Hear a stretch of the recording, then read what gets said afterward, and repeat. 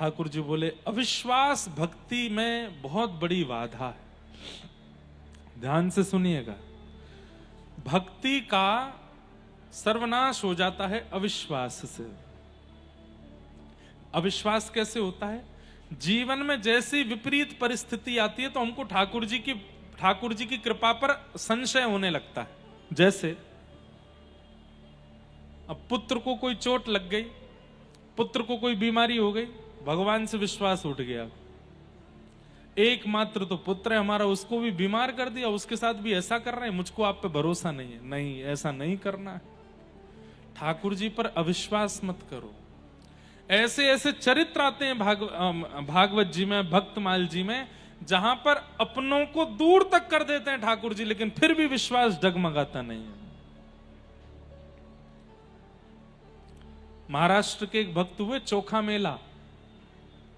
वो मट्टी गूंदते थे, मट्टी से फिर बर्तन बनाते थे। उनकी पत्नी जल भरने के लिए जा रही थी तो अपने 1.25 साल के बालक को उनके पास छोड़ गई और कहा कि इसका ध्यान रखना, मैं आती हूं।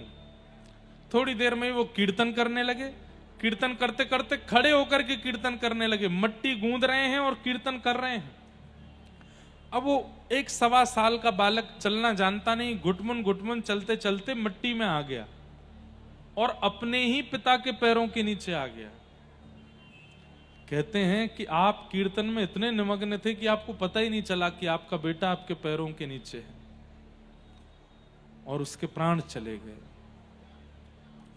पत्नी जब आई तो आकर के उसने देखा मेरा बेटा कहां है। वो तो कीर्तन कर रहे थे चोखा मेला, और कीर्तन जब करते थे इतने तत्पर होके करते थे कि कौन आ गया कौन चला गया पता नहीं चलता था। पत्नी ने चारों ओर ढूंढा, नहीं मिले तो चिल्लाने लगी, चीखने लगी, लेकिन उनका तो कीर्तन ही बंद नहीं हुआ। तब उन्हीं को धक्का दिया, बोले हमारा बेटा कहां है? बोले मुझे क्या पता कहां है, मैं तो कीर्तन कर रहा था।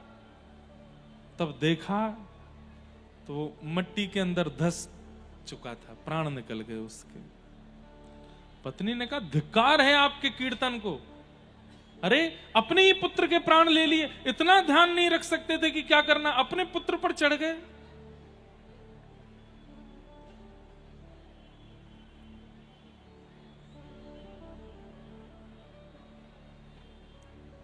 कहते हैं चोखा मेला जी